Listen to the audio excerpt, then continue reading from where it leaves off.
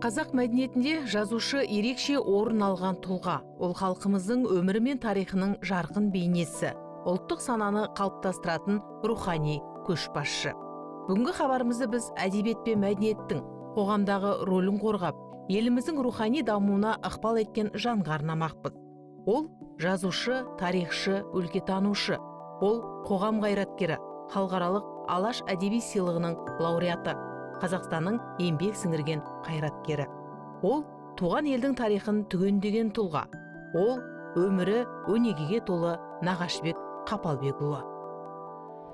Нағашыбек Қапалбекұлы 1950 жылы 16 наурызда Алматы облысы Жамбыл ауданы Қызыл Әскер ауылында туған. Қазақстан Республикасының еңбек сіңірген қайраткері, құрмет орденінің иегері. Нағашыбек Қапалбекұлы көпбалалы қарапайым отбасында дүниеге келді. Әкесі Қапалбек Егізбаев екінші дүниежүзілік соғысының ардагері. Шешесі Күлейман 5 баланың анасы. Мен тұңғышымын, сол бір үйдің. Сол енді әкем қой бақты, қойшы болды. Мен интернатта өстім. Интернат деген бір жақсы жері адамды ұйымшылдыққа, бірлікке, достыққа, бауырмалдыққа үйретеді. Мен енді біріншіден 10 класс қой ол кезде. Жақсы оқыдым. Осы комсомолға бірінші өттік. Оқу бітіре сап, әскерге алып кетті. 10-ды бітіріп, күзде әскерге алып кетті. Әскерде де маған елдің бәрі осы төңіректе, немесе бір жай бөлімшелерде қызмет атқарса, маған ең ауыр сонау Владивосток пен Хабаровскінің ортасында сояқта жүрдік 2 жыл бойы. Автомат мойнымыздан түскен жоқ. Ана Дамаск оқиғасына қатыстық. Сол үшін Отан соғысының ардагері деген мәртебе берді. Ресей берді. Өзіміздің президентіміз қаулымен. Рахмет, енді жыл сайын жаңағы ай сайын көмегін беріп тұрады. Қазір Қазақстанда осы 15 дегені адам қалдық. Кейіпкеріміздің балалық шағы соғыстан кейінгі жылдарымен тұспа-тұс келді. Оның қарапайым күн кешкен отбасындағы өмірі оңай болған жоқ. Үйдің үлкені болғандықтан кішкентайынан еңбекке араласып, ата-анасына қолғанат, қарындастарына қамқор бола білді.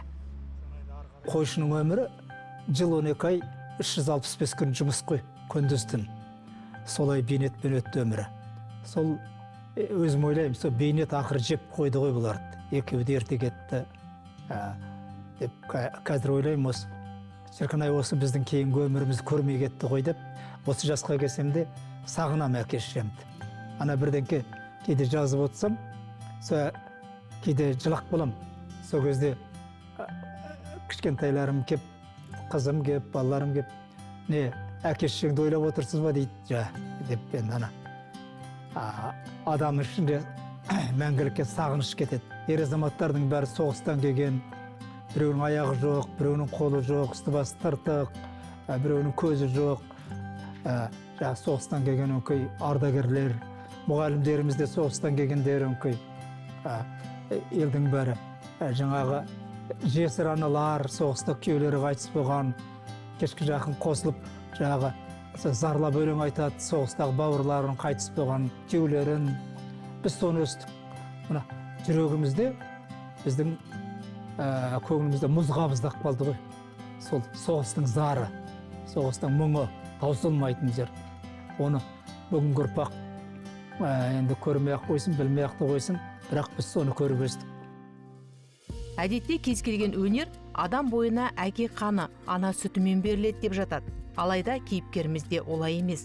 Оның қолына қалам алуына жыр сүлейі Сүйінбай, жыр дүлдүлі Жамбыл бабамыз дүниеге келген туған жердің құдіреті ықпал еткендей. Жамбыл атам мәңгілік жырын шығарған, мәңгілік бейіті жатқан, мавзолей жатқан жерде туып өстім. Сол топырақта өстім. Жамбыл атам өсіне оған. Сүйінбай атам туып өскен жерде өстім. Солардан бір жұрнақ жұққан шығар деп өзім ойлаймын. Әлі күнге шейін аталыма синам, пір тұтам. Жамбыл атама мен деп қай жерде жүрсем де мына қалтамда Жамбыл атамның суреті жүреді.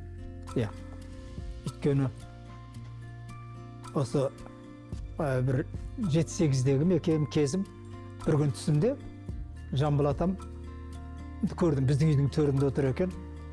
Балам келші бері деп қолына су құйып жүр екен дейді. Бір кезде кеп басымды сипап, бала бақытты бол дейді. Соны ертеңін оянып, ойымды ештеңе жоқ, шешем айттым. Шешемді апа дейтін, апа осылай түс көрдім деп. Ой, бұл өте жақсы ғой деп.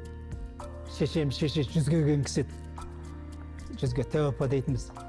Жетектеп сол кісіге апарды. Сөйтіп еді, ой, бұл өте жақсы екен. Жүр деп ауылда 108-ге келген Мекебай деген ақсақал бар өзі, баратын. 108-ге келген әулие шалыс, кішкене андасында арқаны қағып ем дейді.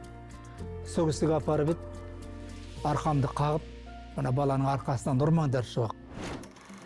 Жамбыл елін ақындар елі, батырлар елі деп атайды. Расында солай. Кейіпкеріміздің сыныптастары да елге танымал ақын, жазушы, журналистер. Біз бір сыныпта, бір класста 6 ақын жазушы шықтық. Одан басқа сол ауылда біз қатарлы тағы 2-3 адам болды. Бәріміз бір-бірімізге бәсекелесіп жазатынбыз. Соны үйірім аштық, өзіміз балалар, біреудің үйінде отырамыз. Соныге мұғалімдеріміз мықты болды. Содан жаңағы мен алғаш аудандық газетте 14 жаста тұңғыш өлеңім шықты. 60 жылдан бері содан жаңағы газет журналдарға жазып келем ғой сол алғашқы. Мен енді қатарластарым мысалы айтсақ, жаңағы менің класстасым Жұмабай Шашырайұлы, білесіздер, қазақтың үлкен жазушысы, Күмісжан Байжанова, жаңағы Азия газетінің бас редакторы болған Молдахан Мұқатаев марқұм, сыншы Рафат Әбдіғұлов, мұны Баян Нұрғалиева облыстық Жетісу газетінде өмір бойы істеді. Сейітхан Молдахметов деген ақын жігіт. Осы бәріміз бір-біріміз жарысып, бәсекелесіп жүріп, осылай жаңағы армандап осы Казгудың журналистикасына түстік қой. Өткен ғасырдың 80 жылдары қазақ әдебиетіне бір шоғыр талантты жастар келіп, жалпы қазақ руханиятын биікке көтерген болатын. Солардың бірі Нағашыбек Қапалбекұлы. Жазушы өзінің стильдік, тілдік ерекшелігімен және өмірдегі шындықты, әлеуметтік теңсіздікті, қоғамдағы өзгерістерді жазу арқылы өз оқырмандарын тапты. Нағашыбек аға осы қазір 70-дің 5-інен асса да, әлі күнге дейін осы жаңа әңгімелер, жаңа повестерін оқырманға үздіксіз ұсынып келе жатқан жазушы. Нағашыбек ағаның шығармаларын сіз оқып жатқан кезде ешқандай қиналмайсыз. Қарапайым ауылдың тіршілігі, ауылдың өмірі, қаласаңыз қаланың өмірі, мысалы автобусқа кешігіп бара жатқан күнделікті біздің өміріміз, жұмысқа келгендегі өміріміз, соның барлығын көркемдік деңгейіменен оқырманмен сырласып отырып жазатын жазушы. Жазушы қаламынан шыққан кез келген туынды оқырманды баурап алады. Әрбір шығармасын боямасыз, шынайы суреттейді. Сонысымен де өзгелерден ерекше. Аспанға ұшқан ақ періштелер деген әңгімесі жарық көрді. Бұның жазылу тарихының өзі өте ерекше. Ағамыз сырқаттанып ауруханада жатқан кезінде сонау бала күнгі оқиға есіне түскен ғой. Өзінің ауылындағы қос ғашықтың оқиғасы есіне түскен. Соны ауруханада жатқан кезінде бұл кісіге түсіне енген. Сонымен отырып көркем шығармаға айналдырып, Аспанға ұшқан ақ періштелер атты әңгімесін қазақ әдебиетіне жариялады.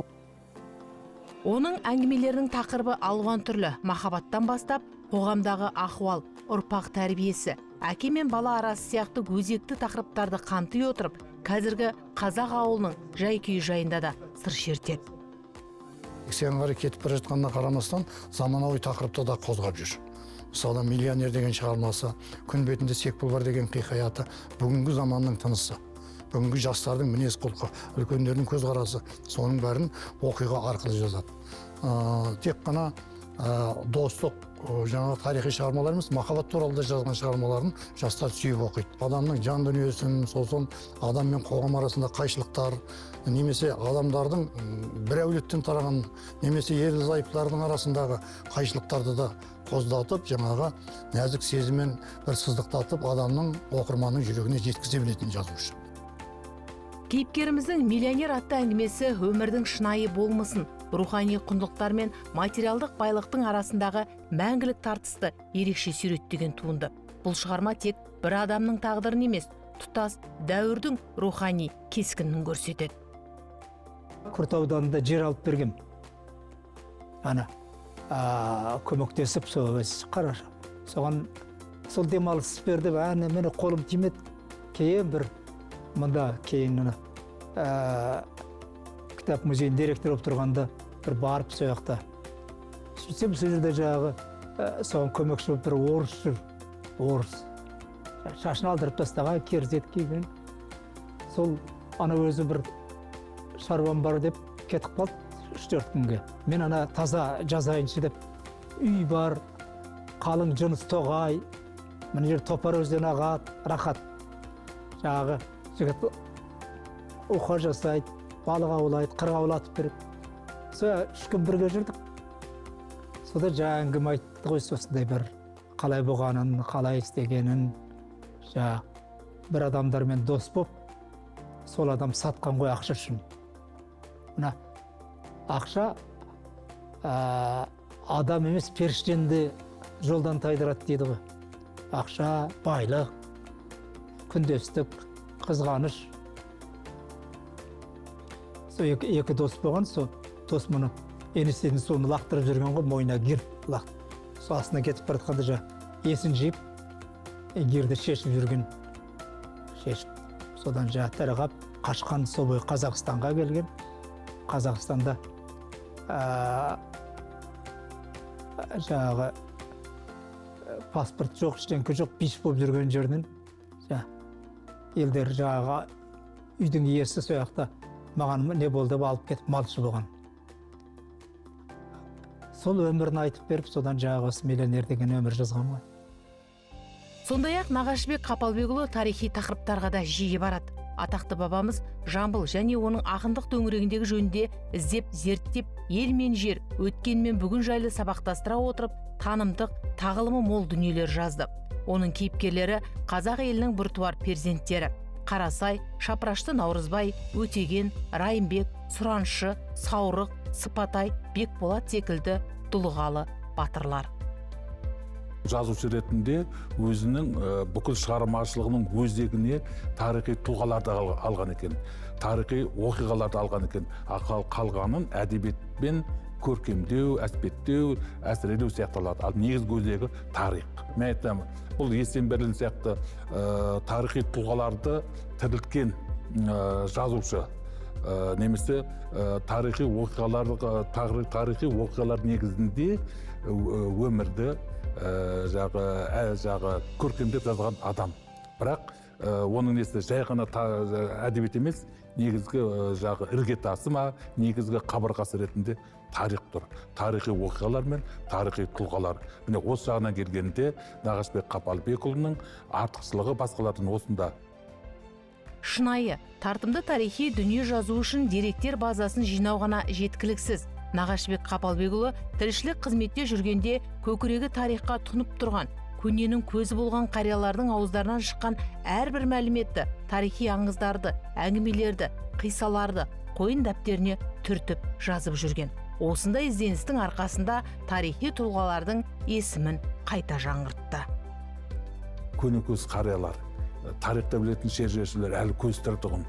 Солармен сөйлесе қала, оларды отырып алып, өзінің қалың дәптеріне жазып алады екен. Не бір әңгімелерді, және бір әңгімесін айтқан, солардың саны бір 20-дай болды деп. Кейін қарамайсыз ба, бір 20, бір ширек ғасырдан кейін соң бар том дәптер болып қалды. Бұл айналып білгенде архивтерінде мықты фольклорлық материалдар. Міне соның бәрін қазір тірілтіп, сол кездегі осыдан 200-300 жыл бұрын әруақтар дейміз, тарихи тұлғаларды қазір жаңаша күн тұрғысынан тірілтіп отыр. Сонымен сонысы арқылы Нағашбек Қапалбекті қазір осы Жетісу облысы дейміз, немесе Қазақстанның оңтүстік шығыс өңірінің оңтүстік Қазақстанның барлық тұрғындары, барлық оқырмандар жақсы көреді. Өйткені солар үшін бір аңыз қияли болып кеткен тарихи тұлғаларды бүгінгі күнге әкеліп отыр. Өмір бойы жазуды жанына серік еткен оның қаламынан өрілген 50-ден астам кітаптың жартысынан көбі тарихи тақырыптарға арналған. Автордың туындылары көп жағдайда қазақтың шежіресіне, әдеп ғұрпы мен таным түсінігіне негізделеді. Біздің жердің үсті де бай, асты да бай, үстінде ғажап адамдар өмір сүрді ғой. Қанша билер, қанша осы айыргөмей ақындар, неше түрлі таланттар, жаңағыдай әулиелер, бақсылар, мен әйтеуір солардың бәрін білгенімше жазып алдым. Мен қазір мысалы 50-ден астам кітап шығардым өзім аты жөніммен, фамилияммен. Соның жартысы осы атақты адамдар, тарихи тұлғалар жөнінде. Көбісі ел білмейтін, олардың менен кейінгілер тіпті білмей кетуі мүмкін. Содан мен мысалы шығарма олар жөнінде жазу, мен мысалы бір олар жөнінде кітап жазсам, мен көркем ол 3-4 кітап жазар едім. Оңай ғой, көркем шығарманы ойдан шығарып, құрастырып жаза бересің. Ал тарихи тұлға зерттеу қиын. Неғұрлым олар ары қарай ұзаған сайын, соғұрлым қиын. Анау Қарасай батыр, Наурызбай батыр, кейінгі әулиелер, Сұраншы, Саурық, үлкен зерттеуді, архивке түсуді, көптеген зерттеуді қажет етеді. Бұдан бөлек ол Сүйінбай мен Жамбылдың шығармашылық мұраларын зерттеп, деректерді жинақтап, олардың бейнесін халық жадында мәңгі қалдыруға, ұлттық рухты жаңғыртуға мол үлес қосқан жан. Нағашбек ағамыз жазушылықпен қатар қоғамдық, мемлекеттік жастарды тәрбиелеу ісіне өте үлкен үлес қосып келе жатқан азаматтың бірі. Әсіресе Нағашбек ағамыздың бүгінгі таңдағы Жамбыл тануға, Сүйінбай тануға қосып келе жатқан үлесі ерекше атап айтқым келеді. Өйткені Жамбыл Жабаевтың бүгінгі Қазақстанның әдебиетінде, мәдениетінде, тарихында алатын орнын Нағашбек ағамыз соған белсене атсалысып, Жамбылдың 40 томдық шығармалар жинағын шығаруға, Сүйінбай атамыздың 10 томдық шығармаларын жинағын шығаруға біздің Жамбыл атындағы орталықпен бірлесіп тығыз творчестволық бағытта еңбек етіп келеміз. Нағашбек ағамыздың осы тарихи тұлғаларға байланысты келелі ойлары, ақылды кеңестері, жазып жатқан еңбектері қазақ халқының мәдениетіне, әдебиетіне өте үлкен үлес қосады. Кейіпкеріміз Қазақстан Жазушылар одағы Алматы облыстық филиалын басқарған жылдары жас қаламгерлерді насихаттап, олардың кітабын шығаруға ықпал етті. Жазушы ретінде, қайраткер ретінде, ұйымдастырушы ретінде, басшы ретінде Нағашбек Қапалбекұлы Жазушылар одағына да үлкен еңбек сіңірді. Себебі осы мынау Алматы облысының жазушылар ұйымын 10 жылдан аса басқарды. Сол тұста осы Алматы облысының әдебиетін көтеруде, мәдениетін көтеруде, өнерін көтеруде, әсіресе мына жазушыларды насихаттауда, солардың кітабын шығару, солардың жиынын өткізу, және Жазушылар одағының қатарынан қабылдау, жас талантты қаламгерлер. Осы тұрғыдан көп еңбек сіңірді. Себебі ол қаламгер ретінде мойындалды, беделді қаламгер болды. Сол тұста Қаламгер шығармаларын таңғы уақытта жазады, арайлы таңда оймен оңаша қалып, көбірек әсерленеді. Мен енді 35 жасымда ұйқым ашылып кетті, 35. Таңертең өткен жұмыс қой бізде сол кезде. 5:30-6-да тұрам. Содан кейін біршін шай ішемін, столға отырам. Содан 9-ға шейін, 10-ға шейін, кейде 11-ге шейін жазам. Ел ұйықтап жатқан таңертең. Сол әлі күнге шейін. Қазір әуел бала шағам ұрса да, болды ғой, өмір бойы жазыпсың, тоқтатсашы мына. Бірақ мен әдет таңертең барамда, қағаз шималамасам, отырамын, қараймын, өткенді қараймын. Соның нәтижесінде қазір өз жаңағы фамилияммен, аты жөніммен 50-ден астам кітап шығардым өзім. Одан басқа құрастырғаным 100-ден асып кетті. Кітап құрастырдым. Қаншама кітап. Соның бәрі енді сол жаңағы еңбек қой менің енді. Таңертең сол ел ұйықтап жатқан кезде, тыныш кезде жазам, тып-тыныш. Өйткені бұл прозаик ақын емес қой. Ақындар жол-жөнекей деп етіп жаза салады. А біз тыныштық, жеке отырып бол, өзіңмен өзің болып отырып рахаттанып жазасың. Бұл мына жазушы деген бір өзі ауру ғой, дерт. Мына адамдарды көріп, неше түрлі көресің, мұның бәрі денеңе кірген тікен сияқты ғой, бүйтіп. Ана жүрегіме.